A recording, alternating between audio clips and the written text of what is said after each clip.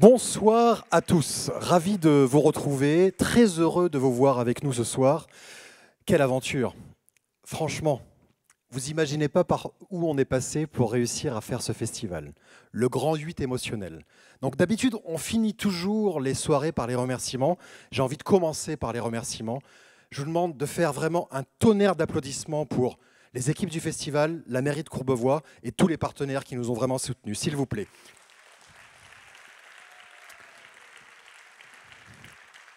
Ça a été une sacrée aventure. Les dernières semaines ont été juste incroyables. Se tiendra pas, totalement sur Internet, en physique, un peu les deux. Au final, on a tenu bon. Et les deuxièmes que j'aimerais remercier ce soir, la deuxième entité que j'aimerais remercier ce soir, c'est vous, car votre présence ce soir est un véritable soutien. Donc merci beaucoup. Vous pouvez également vous applaudir. Merci, merci infiniment. On a tenu bon. Et ça fait du bien.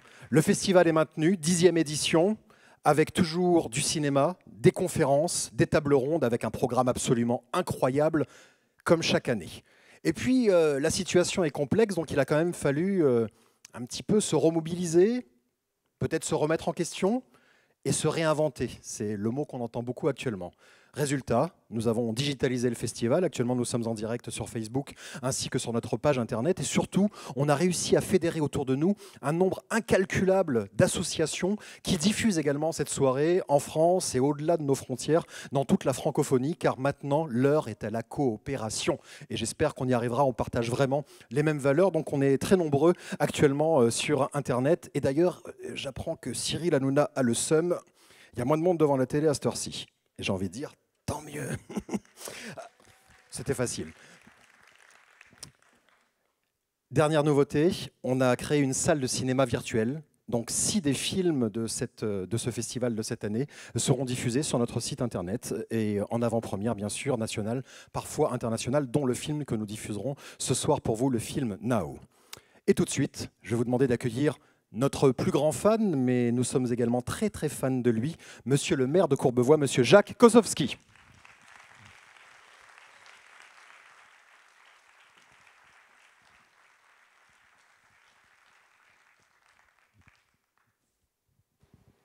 Chaque année, je dis ça, il faut que je prévoie un petit jingle pour l'arrivée de monsieur le maire. Monsieur le maire, bonsoir. Bonsoir. Sébastien, je vais l'enlever si vous me permettez, comme je suis loin Je de vous en prie. Du moment que vous respectez la distanciation avec les micros, 1 mètre. Bon, on vous entendra plus du coup. Bon, ça, c'est comme ça. Peu importe, ils n'ont pas besoin de m'entendre, c'est de me voir, c'est ce qui les intéresse. Évidemment, c'est le plus important. Soyons modestes. N'est-ce pas? Sébastien, d'abord, heureux de vous revoir. Il y a plusieurs titres. D'abord parce que ce festival existe à nouveau, c'est 10 ans. Deuxièmement, je vous avais fait une promesse, j'ai l'habitude de tenir mes promesses, c'est que je serai là aussi parce que le jour où on s'est quitté, c'était les élections. Et là aussi, quel festival! Premier tour, deuxième tour, juin, septembre, peut-être mars 2021, extraordinaire. Donc on sent qu'on est aidé en ce moment par tous les politiques.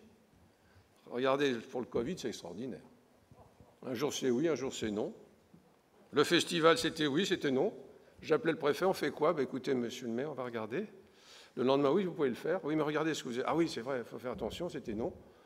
Alors donc, avec nos collègues, on disait, qu'est-ce qu'on fait? Ben, c'est dit, après tout, on ouvre, on verra bien. Je crois qu'on ne manque pas d'air dans le festival, l'atmosphère, c'est normal. C'était logique. C'était ce qu'il fallait pour nous. Alors, d'abord, heureux pour les 10 ans et surtout heureux que Pascal Signolet, avec lequel nous avons commencé, j'ai cru voir Bernard Accard dans la salle, mon adjoint avec lequel on a créé avec Pascal Signolet, c'est lui qui a dit on y va. Je crois qu'on s'est dit on ne peut pas faire autrement. Et quoi qu'il arrive, on aurait été peut-être 40 ou 50 dans la salle, mais on aurait tenu ce festival. Parce que 10 ans, ça ne s'oublie pas. Surtout que ça a été très difficile. Et toute l'équipe que vous avez eue autour de vous, si nous réussissons aujourd'hui, c'est parce qu'elle est là. Alors j'ai dit, je vais changer un petit peu mon discours aujourd'hui. Je me suis dit, il faut que je trouve un thème. Et le thème, ça a été l'eau. Et pourquoi j'ai parlé de l'eau? Parce que quand j'ai vu ce qu'il se passait aujourd'hui, je me dis, attention. Il faut quand même faire très très attention, car on a tellement d'éléments anxiogènes partout qu'il faut quand même essayer d'être un tout petit peu optimiste.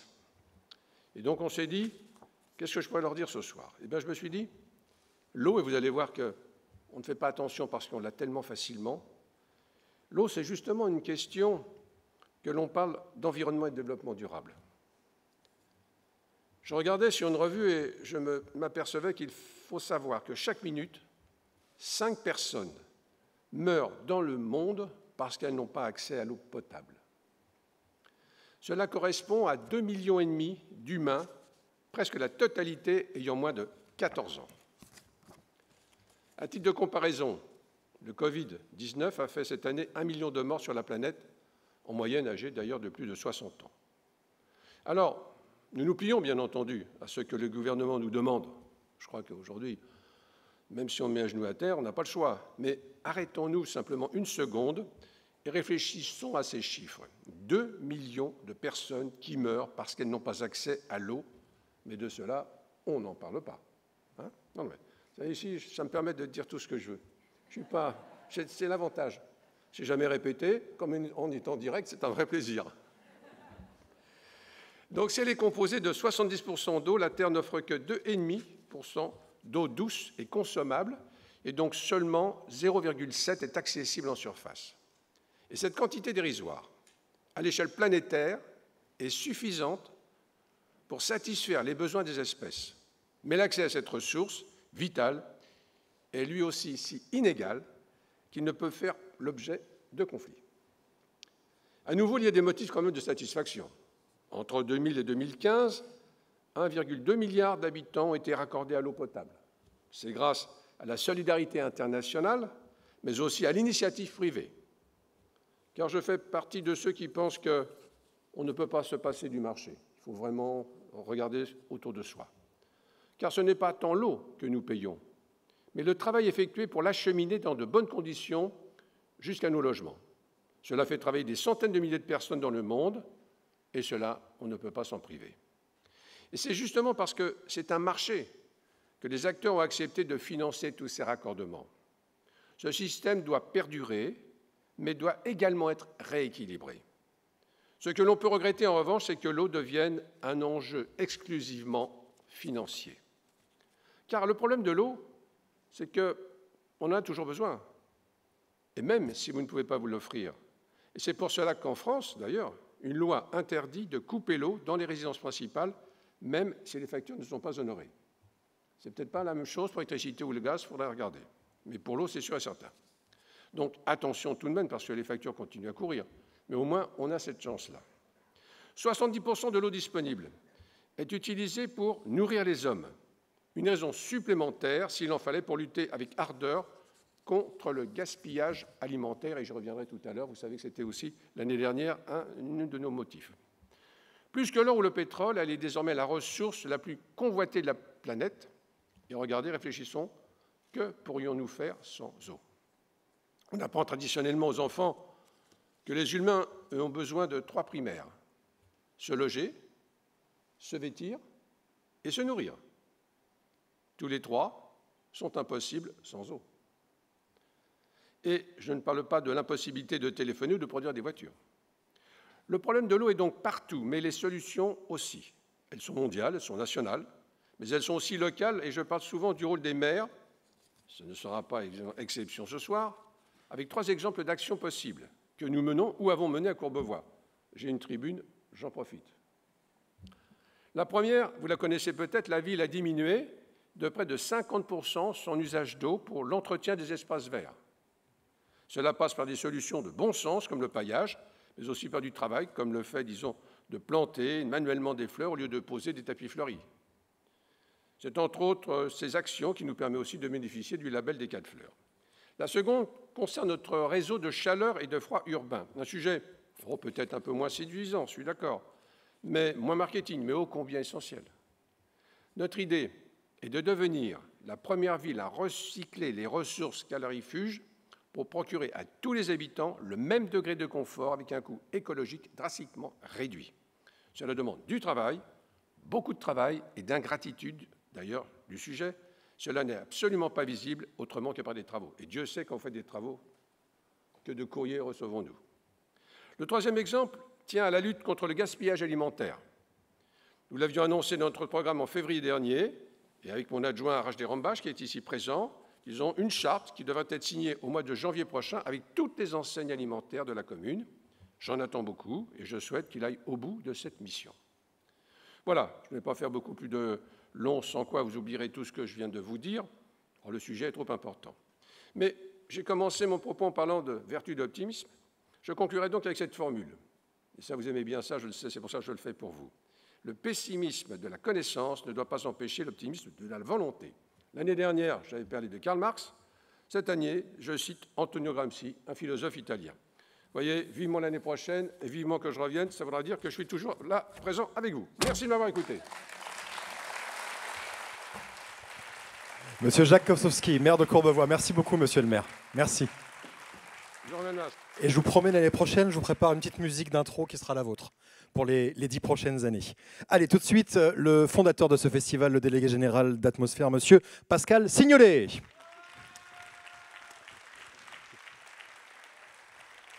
Pascal, non, attends.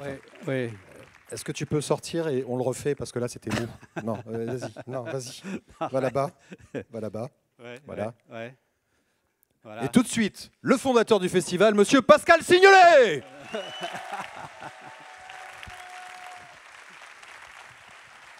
Attends. Non, vas-y. Non, attends, on va le refaire. C'est parce que c'est... Non, je voulais vous dire déjà que je reçois tous ces applaudissements au nom de tous ceux qui travaillent pour le festival et tous ceux qui s'y associent directement ou indirectement. Voilà, donc je ne parle pas en mon nom. Voilà. Et je voulais vous remercier de votre présence et remercier aussi ceux qui sont derrière les écrans et qui peut-être souffrent en ce moment. Voilà. Et je voudrais lancer maintenant, comme l'a dit Sébastien, un remerciement appuyé à la ville de Courbevoie et à son maire, parce que vraiment ce festival, c'est presque un miracle s'il a lieu aujourd'hui. Voilà. Et aussi, merci beaucoup. Le maire, ses adjoints et toutes les équipes. Et puis aussi nos partenaires, parce que figurez-vous qu'aucun partenaire ne nous a lâchés. Et ça, il faut le souligner et on les remercie également énormément. Voilà, parce que c'est rare. Puis bien sûr, tous les bénévoles, toutes les équipes d'ici, des cinémas, des théâtres, et vraiment tout le monde a été formidable. Voilà, c'est vraiment une époque où il faut essayer de trouver du sens et c'est notre devoir d'être ici. Et c'est porté par le sens de ce que nous faisons, que nous avons le courage de persister. Je crois qu'on va vivre encore pendant quelques mois avec ce Covid et qu'il ne faut pas que ça nous empêche justement de réfléchir, d'agir et de justement chercher du sens, partager des connaissances. Je voudrais remercier nos marraines vraiment formidables, Hélène Courtois et Camille Etienne, qui incarnent à elles deux l'essence de ce festival, la science, l'art et l'engagement. Voilà. Merci de les applaudir. Un hommage particulier à notre marraine d'honneur, Marie-Odile Monchicourt, et notre parrain d'honneur, Sébastien Follin, qui porte avec nous ce projet depuis sa création avec talent, enthousiasme et une grande générosité. Merci beaucoup. Voilà. Bon, pardonnez, je lis mes notes, mais bon... Ce festival est un événement culturel engagé, ça je le sais, qui contribue à transformer ce monde. Tu vas commenter chaque ligne ou pour préserver notre avenir et celui des prochaines générations. Il appartient à celles et à ceux qui privilégient l'intérêt général, le passage d'un modèle linéaire, vertical, individualiste vers un modèle circulaire, coopératif, solidaire et régénérateur. Voilà. Nous sommes de plus en plus nombreux à prendre conscience de ces enjeux et à nous engager concrètement dans la transition. Et parce que le rêve est le moteur de la réalité, grâce au talent conjugué des artistes, des chercheurs et des acteurs du changement présents à nos côtés, nous élargissons l'horizon de ces nouveaux imaginaires qui favorisent l'avènement d'un monde durable, plus juste, en harmonie avec la nature. Voilà. Cette 10e édition anniversaire du Festival Atmosphère vous propose une programmation riche et dédiée à cette métamorphose obligée. Et ce soir, le film Nao, notre film d'ouverture, met à l'honneur tous ces jeunes qui se battent pour leur avenir et celui de leurs enfants. C'est la raison d'être du Festival Atmosphère depuis sa création. Bon festival, bonne atmosphère. Merci. Merci beaucoup Pascal. Merci Pascal Signolet. Fondateur de ce festival Atmosphère, vous l'avez vu hein, sur le programme, c'est incroyable encore une fois cette année. Par exemple, demain nous aurons une conférence de Corinne Sambrin dont on avait vu l'histoire dans le film Un monde plus grand l'année dernière. Samedi après-midi à 15h, on aura la chance d'avoir ici sur cette scène Hubert Reeves pour une conférence. Jean-Pierre Bibring sera avec nous. Il est d'ailleurs avec nous ce soir, je ne sais pas, il est quelque part dans la salle. C'était notre parrain l'année dernière et il est évidemment là chaque année. Il sera là non seulement pour une table ronde dimanche, mais il sera également présent pour la soirée des 10 ans, au même titre que Étienne Klein, que Aïssa Maïga, que Yael Naïm, qu'Angélique Kidjo pour les 10 ans. Donc une magnifique soirée samedi soir. Et puis dimanche, en clôture, à 19h, et nous aurons un film d'Emmanuel Courcol avec Admirad, dont voici la bande-annonce, Un triomphe. Aphasie. Putain de merde, je sais même pas ce que ça veut dire, aphasie. C'est quoi ce bordel là? C'est une répétition, madame. Vous êtes pas dans un théâtre ici, vous êtes dans une prison. Avec des délinquants, des criminels. Non, tu parles pas comme ça, moi. Attends, je te parle comme je veux, je suis metteur en scène ici. Moi, je veux que les spectateurs, ils oublient d'où vous venez. Je crois qu'on oublie d'où on vient, non? Le public est saisi du grand théâtre. Je crois que vous allez faire une tournée. C'est pas pour eux que t'as fait ça, c'est pour toi. Et alors? J'ai pas le droit d'exister, moi? Pas laisser passer ça, quand même. Étonnez-nous. Ça, vous l'emporterez avec vous. Personne ne viendra vous le piquer, ça.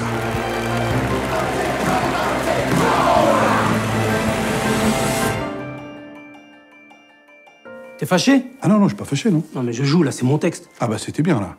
C'était juste, non? Un triomphe. Emmanuel Courcol, qui sera présent dimanche, donc avant-première nationale, vous l'avez vu, avec Saïd Ben Chnafa, qui est un des comédiens de cette comédie. Dimanche, puisque je vous donne quand même quelques bribes de programme, même si vous avez lu le magnifique programme qui vous est distribué à l'entrée, on aura Boris Cyrulnik qui sera avec nous également dans la journée, par exemple, et je vous laisse prendre connaissance de toutes les autres personnes qui seront avec nous pendant ces 4 jours. Il y a 10 ans, un petit peu moins, c'est la 10e édition, on va dire 9 ans, donc c'est les 10 ans, mais c'est la 10e. Bon bref, vous avez compris, on tourne autour du 10. Ce qui est important tout à l'heure, ce que Pascal a dit, on passe de quelque chose de linéaire à quelque chose de circulaire. Donc ce 10, le symbole est quand même très fort.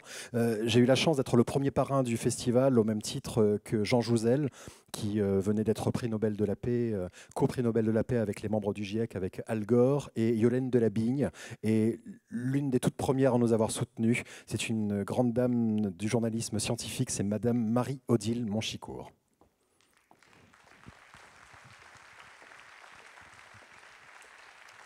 Marie-Odile qui a été présente à toutes les éditions, qui nous a livré chaque année des Labo Origins absolument incroyables.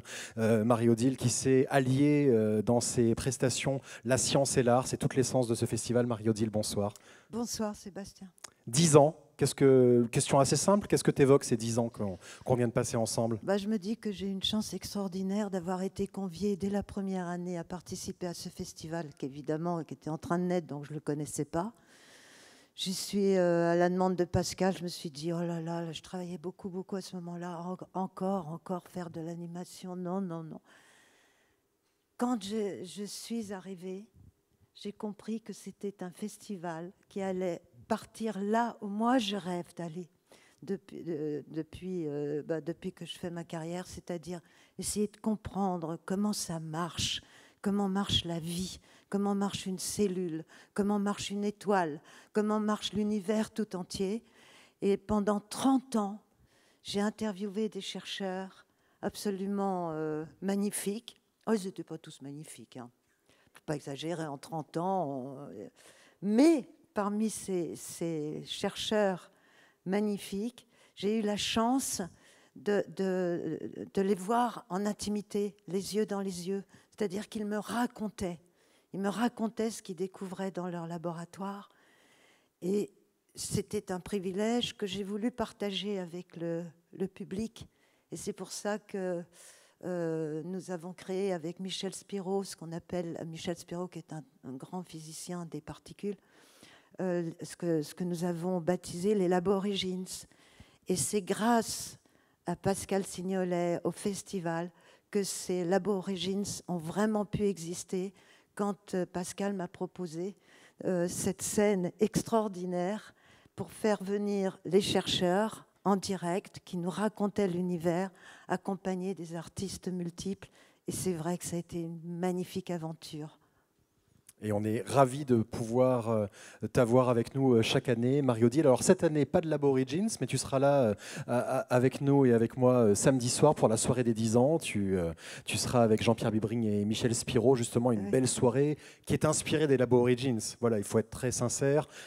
Quand j'ai eu la chance d'assister à ces soirées, je me suis dit, mais c'est génial, j'ai envie qu'on fasse la même chose pour les 10 ans. Bah, donc, ça me fait plaisir. Hein. Mais écoute, nous aussi, ça nous fait plaisir. Et je suis ravi que tu nous rejoignes samedi soir. Et je l'ai dit tout à l'heure, il y aura des artistes formidables et de très très grands scientifiques qui seront avec nous, avec une thématique qui va traverser toute la soirée. Sommes-nous seuls dans l'univers? Et alors là, ils ne sont pas tous d'accord. Donc voilà, vous voyez, je pense qu'on n'aura pas la réponse à l'arrivée, mais en tout cas, cette question qui va traverser la soirée va être passionnante. Ouais. Merci beaucoup, Marie-Odile.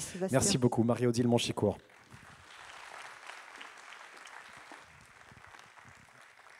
Et tout de suite, notre marraine scientifique, astrophysicienne, cosmographe. Elle est membre de notre comité scientifique, Madame Hélène Courtois. Bonsoir.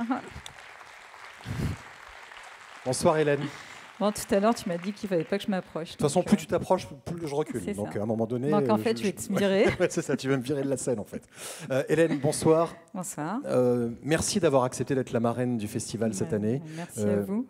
On a eu la chance de te recevoir déjà l'année dernière. Tu fais partie des très très grandes scientifiques astrophysiciennes. Tu cartographies l'univers. Oui. Grâce à toi, j'ai appris qu'à l'heure actuelle, là maintenant précisément, on se déplace tous à 2 millions de kilomètres/heure. C'est ça. C'est formidable quand même.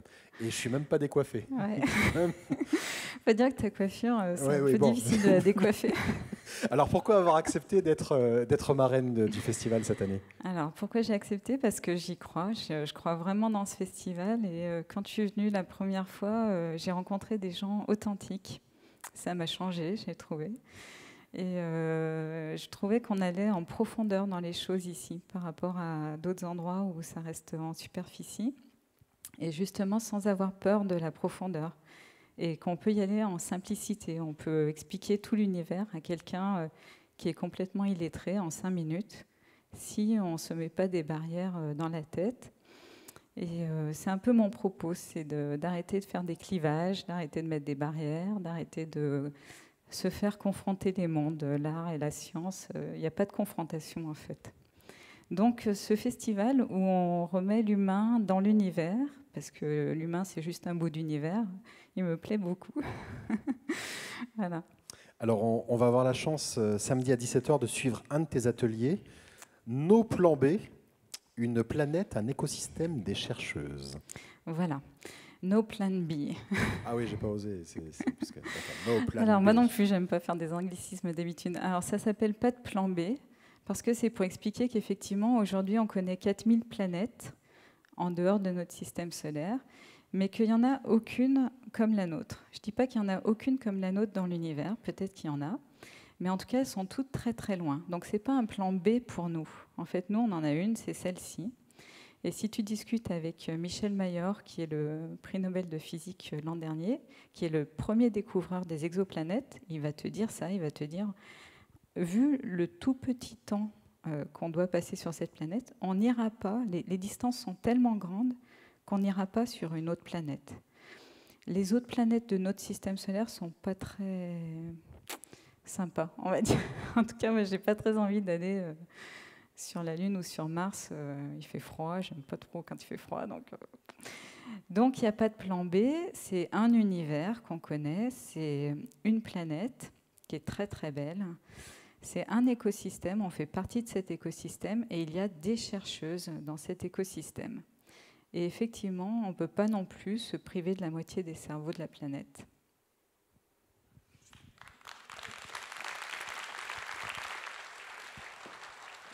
Et donc tu seras avec ces chercheuses pour cet atelier à 17h et on aura la chance de vous avoir également pour la soirée des 10 ans sur cette scène. Voilà, donc c'est un atelier participatif, c'est ce qu'on a appelé une anti-conférence. On ne va pas professer, on va laisser remonter la curiosité, on va attiser la curiosité. C'est ce qu'on fait quand on veut motiver une classe à l'université. Et donc c'est le public qui va poser des questions. Il y aura 6 chercheuses, une glaciologue qui va nous parler des réserves d'eau douce comme le maire nous l'a fait tout à l'heure, une biologiste marine, une généticienne des plantes qui parle de la coévolution entre les plantes et nous sur la planète. Et donc, nous sommes 3 astrophysiciennes également dans ces 6 chercheuses. On a préparé une autre surprise ce soir-là. Voilà. C'était l'indice. C'est ça, c'est un indice. Et c'est très, très beau. C'est très curieux. Et c'est, je pense, une soirée très intelligente. C'est aussi pour montrer que les chercheuses ont du charisme, sont humaines, sont accessibles, ont des choses à dire. Voilà. Merci beaucoup, Hélène Courtois. Merci. Merci. Bon festival. Hélène Courtois, donc 17h samedi, puis ensuite elle sera dans la soirée des 10 ans. Notre marraine artistique cette année est aussi une activiste. Quand le festival a vu le jour, elle avait 11 ans. Ça ne nous rajeunit pas. Et en fait, c'est pour cette génération qu'on fait ce festival. Elle a donc aujourd'hui 21 ans et elle nous inspire, nous motive, là où nous devrions, du haut de notre grand âge, être inspirants pour la jeune génération. Eh bien, c'est eux qui nous montrent le chemin et qui nous mettent un bon coup de pied au cul, on peut le dire comme ça. Elle est à l'initiative, aux côtés de Solal Moisan, de Pensée Sauvage, qui a accumulé quand même plus de 15 millions de vues sur Internet. Donc voici justement Pensée Sauvage avec Camille Etienne.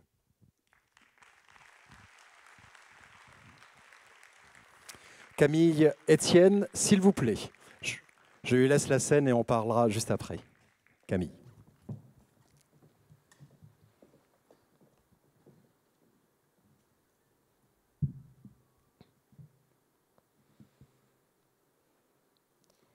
Ça y est, nous y sommes. Il est là, le grand vide. Nous sommes la première génération à vivre les conséquences du réchauffement climatique. Et la dernière à pouvoir y faire quelque chose. Bonsoir. Je m'appelle Camille, j'ai 22 ans. On me le rappelle souvent d'ailleurs, que je suis trop jeune. Trop jeune pour parler d'économie, de démocratie, de travail. Que je ferais mieux de retourner à l'école et de me taire. J'avoue que je me demande parfois qui sont véritablement les enfants. Ceux qui, comme nous, loupent l'école pour réclamer un avenir, ou ceux qui, comme eux, jouent notre destin un coup de bluff dans une partie de poker qu'on s'est perdu d'avance. Ça, c'est moi à 5 ans. Évidemment, à 5 ans, j'étais plus excitée par les premiers flocons de l'hiver que par la sortie du dernier rapport du GIEC. À l'époque, je rêvais de devenir actrice ou monitrice de ski. Je me doutais pas que j'appartenais à cette drôle de génération qui allait devoir confesser son siècle. Depuis cette photo, on a émis à peu près 1/3 de toutes les émissions de CO2 de l'histoire de l'humanité. Ça vous donne une brève idée de l'urgence. De quoi bousculer nos conditions de vie pour des générations à venir. J'espère que vous n'avez pas le vertige. Le vertige, moi, je l'ai eu pour la première fois crampon aux pieds.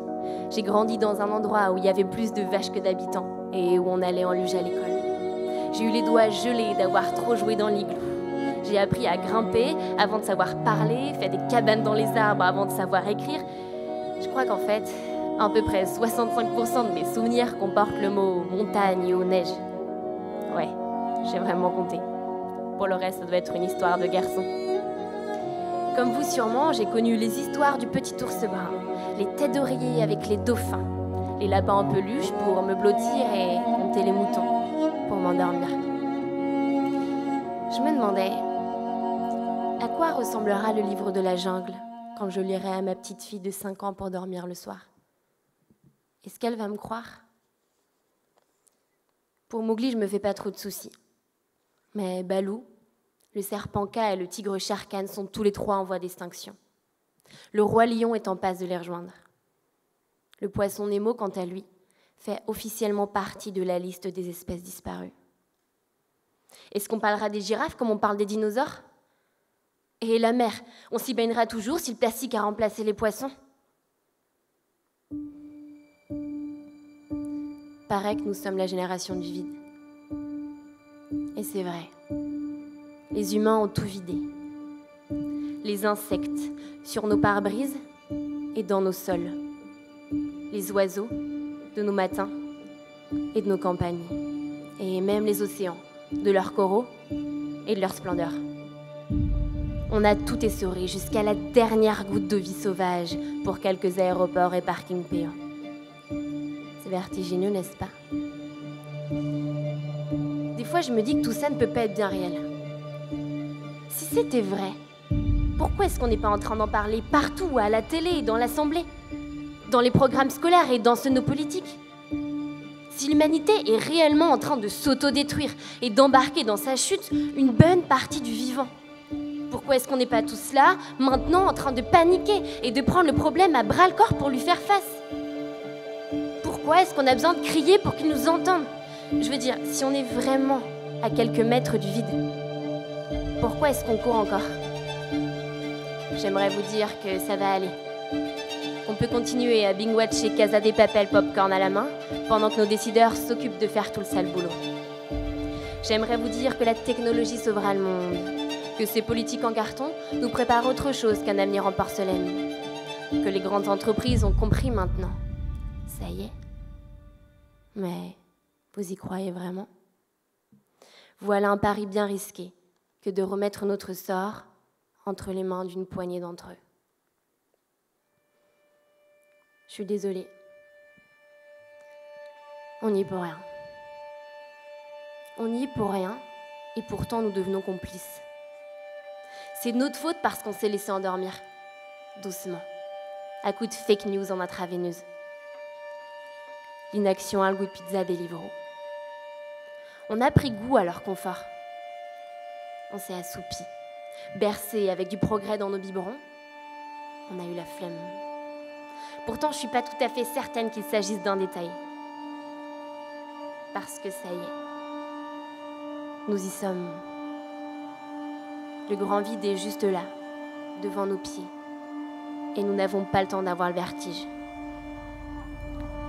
On a le choix. Sauter à pieds joints dans l'action pour sauver la Terre, ou mourir avec elle.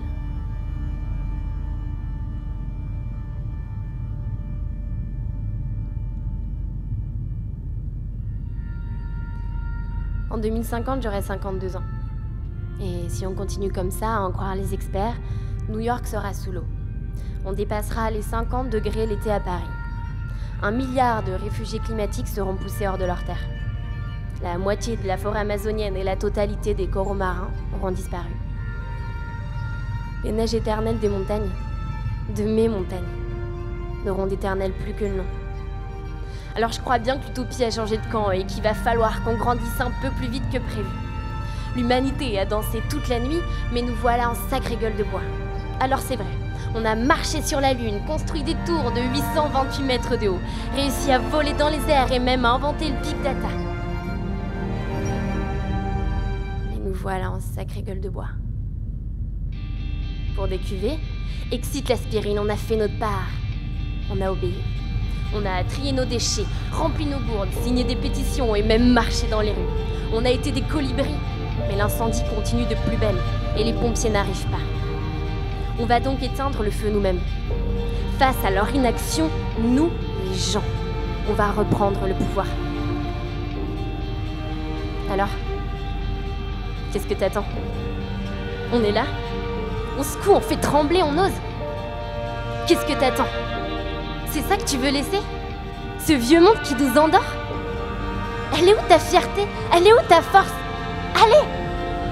T'as l'impression que t'es tout seul? Que ça marchera jamais? Ben tu te trompes. Moi je suis là, je suis debout, on est plein, des milliers à y croire encore et on laissera rien tomber. Obéir pour que ce vieux monde reste en place, ce sera sans nous. Il va falloir qu'on ose se poser la question. En tant que génération, je veux dire. De quoi est-ce qu'on sera fier? Est-ce qu'on sera fier de la 5G pour télécharger nos pornos en une fraction de seconde? De nos cartes du monde à gratter et épuisés d'avoir fait le Mexique, fait l'Inde, fait le Costa Rica? Est-ce qu'on sera fier de nos punchlines sur Twitter et des lunettes de réalité augmentée quand on devient aveugle à celles qu'on a sous les yeux? Ou est-ce qu'on sera fier d'appartenir à ceux qui ont réussi à dévier l'histoire?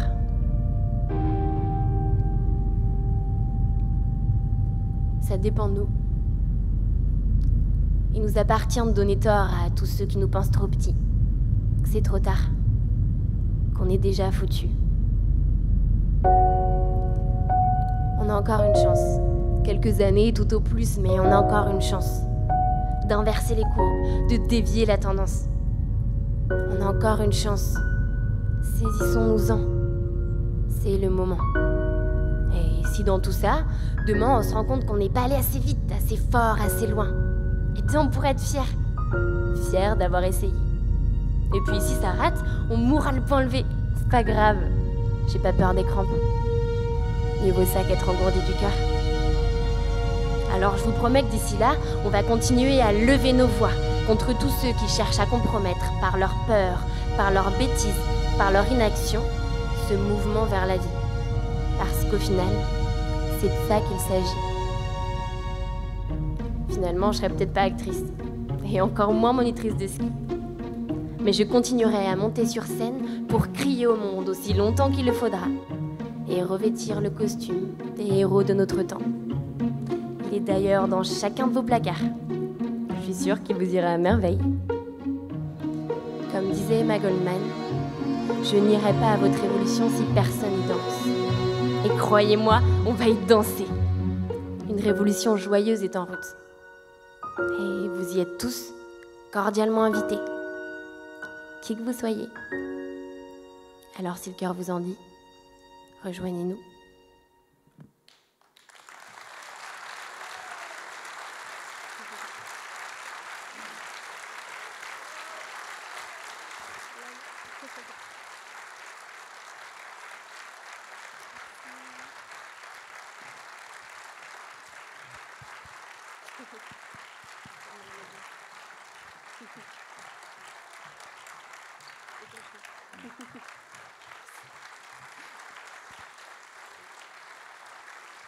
Pensée sauvage. Ça va pour cette fois, Solal, mais tu n'as pas le droit de prendre Camille dans tes bras. Voilà. Non, peu importe. Moi, je suis là pour faire respecter les règles. Donc, Solal Moisan, Camille Etienne, Pensée sauvage. Alors, vous avez un micro à vous partager. Est-ce qu'on a un autre micro, s'il vous plaît? Oui, c'est possible, éventuellement. Vous avez vu ça un petit peu? C'est au doigt et à l'œil. Hein. C'est micro, hop, ça arrive. Grosse autorité. Hein. Super efficace. Chut, non, Jeff, non, mais franchement, c'est... voilà, ouais. Alors, Camille Etienne et Solal. C'est Solal qui a donc signé toute la partie vidéo. Il faut vraiment que je fasse tout ici. Hein. Les gars, franchement, les 10 ans, on n'y est pas. Hein. Non, rien, je plaisante. Donc, Camille, Solal, c'est toi qui as signé la musique et la vidéo. Un mot sur cette prestation qui, en termes de fond, se passe de commentaires, mais sur la forme, le fond est important et la partie artistique est assez impressionnante aussi. L'idée, en fait, avec ce format, en fait, on essaye de toucher l'émotion d'abord. On s'est rendu compte que, en fait, en essayant de provoquer les émotions chez les gens, on ouvrait une porte chez certains qui n'avaient pas encore trop perçu peut-être les enjeux climatiques, en tout cas qui n'avaient pas ouvert leur esprit à ça. Et en fait, au travers de ce format-là, c'est vraiment d'essayer de toucher les gens et de faire un premier pas vers l'écologie. En fait, c'est ça l'idée, c'est qu'on a été... Moi, j'ai eu l'habitude de faire des grands discours devant des gens, etc., avec des chiffres et en parlant avec la tête. Et c'était d'ailleurs ici, sans rire, la première fois où c'était donc l'année dernière, je devais faire une petite table ronde et j'ai dit à Pascal du festival, est-ce que ce serait possible d'essayer un truc un peu différent parce que vous êtes un festival artistique et ça me tiendrait à cœur d'essayer un truc. Donc il y a une fille qui a joué du violon comme ça, mais on n'avait rien préparé vraiment. Il y a plein de gens adorables qui étaient venus nous dire que waouh, en vrai c'était chouette. Donc je me suis dit ok, il y a un truc à faire. Et entre-temps, j'ai rencontré Solal qui est donc réalisateur.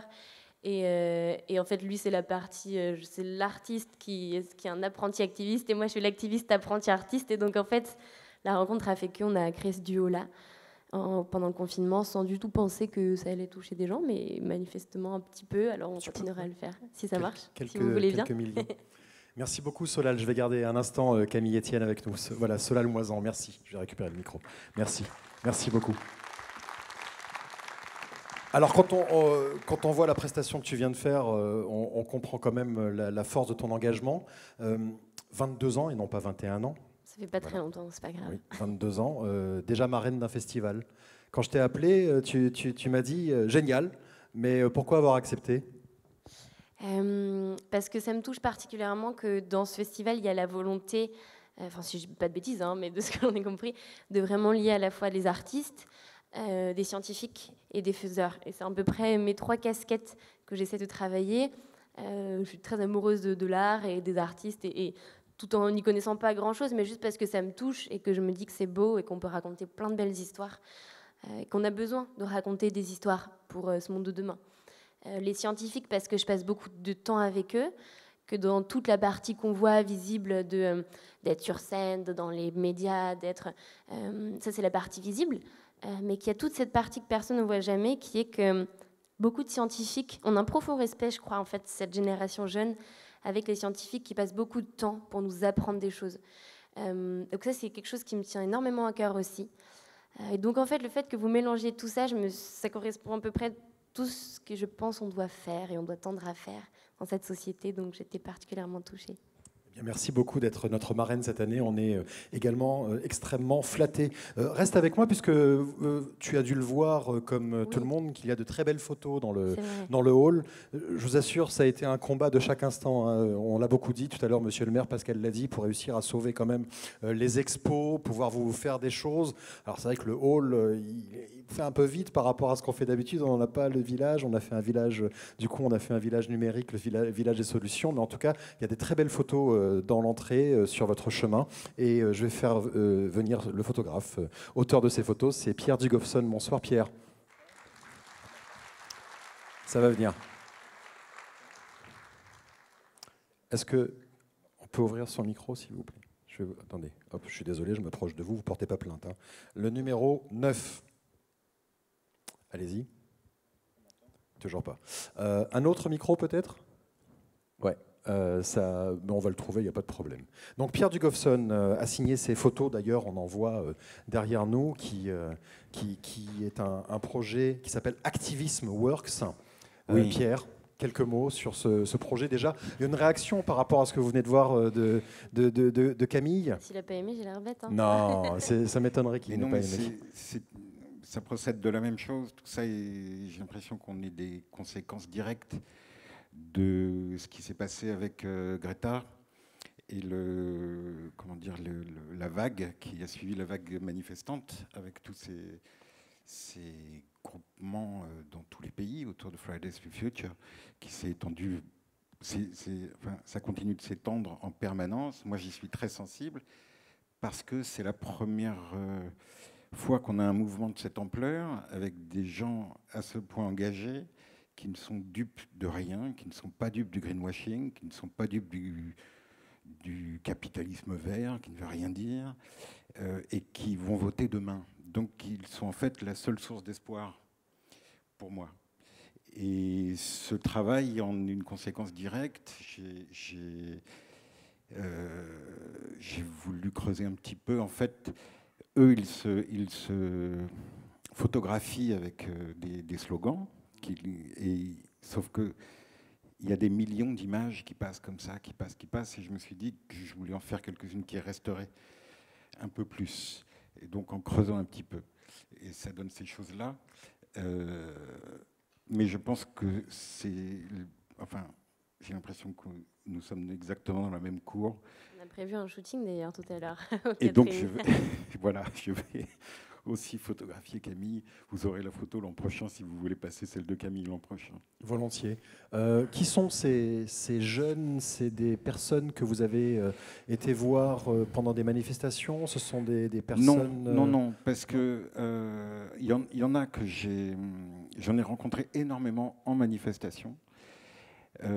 C'est de là que je m'y suis attaché, parce que je voyais à quel point ils n'étaient pas dupes. D'ailleurs, ma grande surprise, c'est j'ai constaté en rencontrant leurs parents que les parents pensaient que les enfants faisaient ça sans trop savoir ce qu'ils faisaient, comme si c'était mignon.